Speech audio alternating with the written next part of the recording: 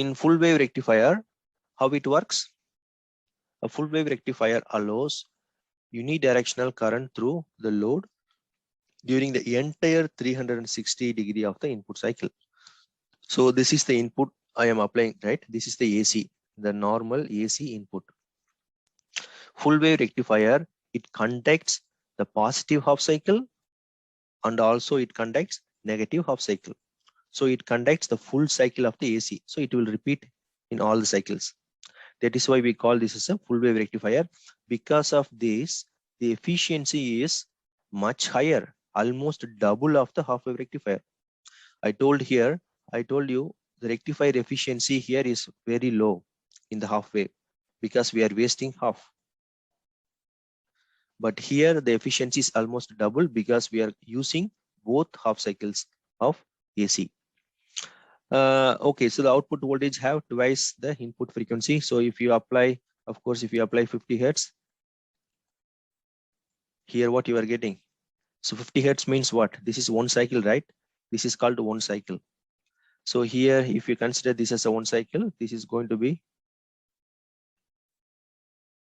if you, for example, for one cycle, here you are getting two output, two pulsating signal. So this is 1, 2. This is for just one cycle. So 50 hertz, if you apply, then out here you will get 100 cycles. So that's why I mentioned the output voltage have twice the input frequency. Okay, so this is not really important here. Now let's move on the circuit. So of course you can use similarly either diode or SCR inside this full wave rectifier. So full wave rectifier, how can we construct the full wave rectifier? You know, the first circuit we had seen here. This is the input power transformer. This is stepping down the voltage and you have only one diode. It conducts during the positive half cycle. Negative half cycle, we cannot use it because it got reverse biased. But here, the same circuit, what I did, I connected the diode both upper part and also in the down part of the circuit, and I take the center tape and then I just connect them together. And of course, I can connect the load here or here. That's not a matter. So because of this kind of connection, what is happening now?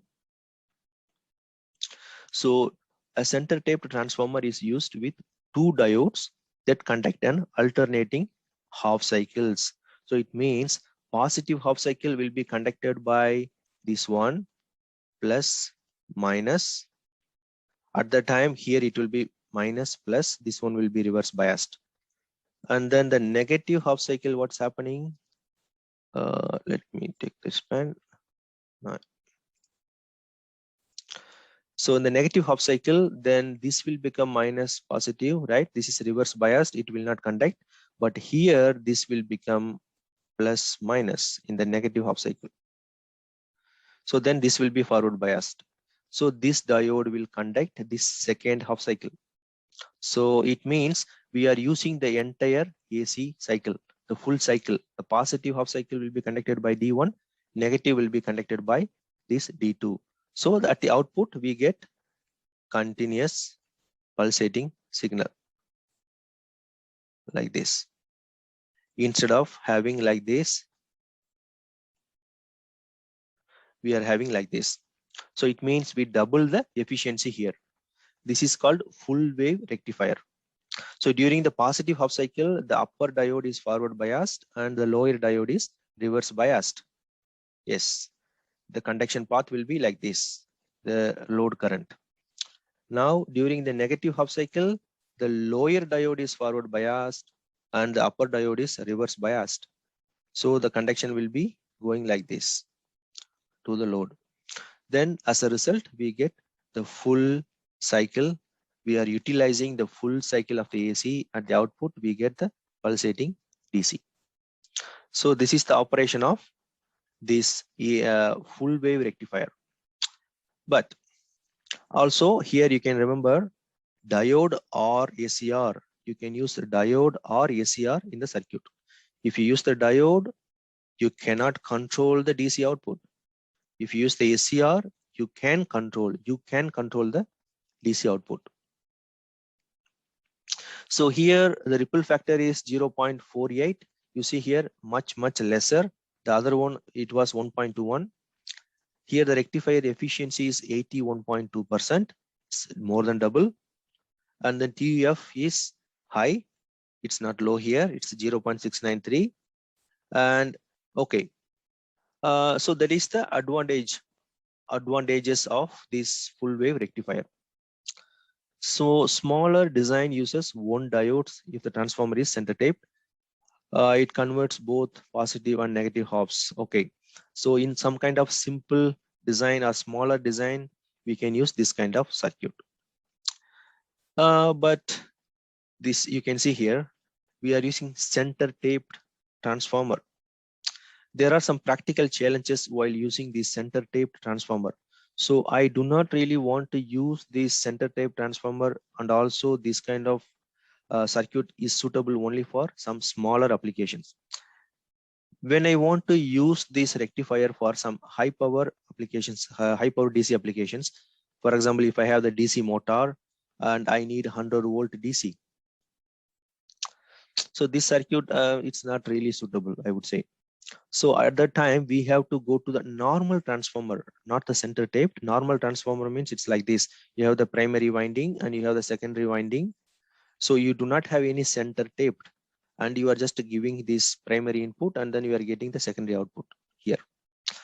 So in this kind of situation, you cannot use these two diodes. So we need to modify the circuit a little bit. That is why we are getting bridge circuit. This is called bridge, full wave bridge rectifier.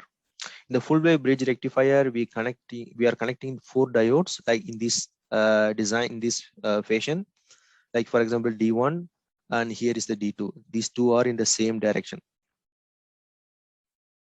And here D3 and D4, these two, D3 and D4 are in the same direction.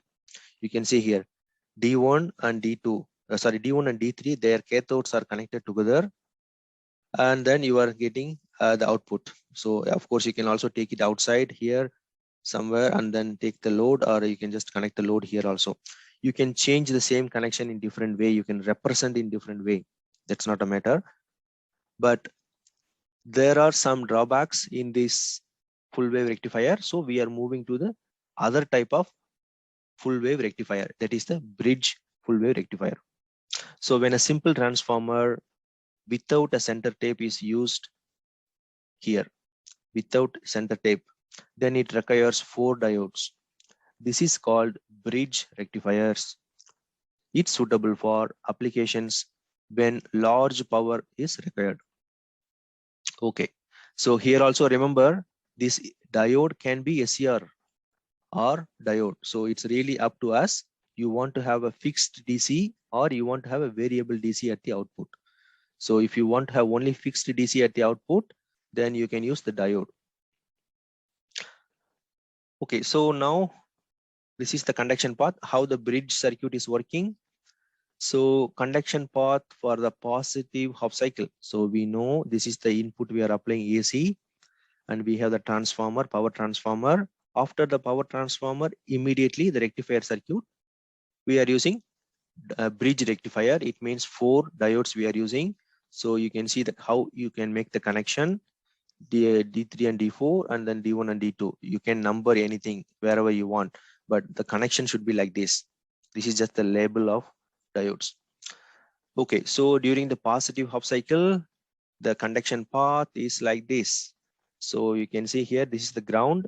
So it's just going like this way. This one is a forward bias plus minus, and then it's going like this, and then it's going like this, and then it's going to the load. And the negative half cycle, this is the negative half cycle conduction path. So here also the same. So it's opposite. We are using D2 and D1 in the positive half cycle. In the negative half cycle, we are using D3 and D4. So when you look at this one, you can simulate this in your mind by yourself. So that's why I had given the path. So we will just move on now. So positive half cycle you can conduct and also negative half cycle you can conduct. As a result, you will get like this. You are utilizing both half cycles of the input power supply. Remember, you can use either diode or ACR. I am repeating this again and again in all the slides. You can use diode or ACR. Diode means uncontrolled. You get a fixed DC at the output. ACR means you get controlled output, controlled DC at the output. Okay, so now we will move on. So the output waveform will be like this. So this is the input,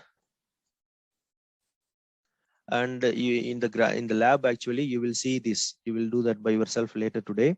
So this is the output of the half wave rectifier, and this is the output of the full wave rectifier. So it conducts both cycles, and you will get the output like this. And you are going to study only the rectifier, not the entire power circuit. So you will see the output in the graph like this. So far we had seen single phase half wave rectifier, and single phase full wave rectifier circuit operation. So now you should be able to explain the circuit operation.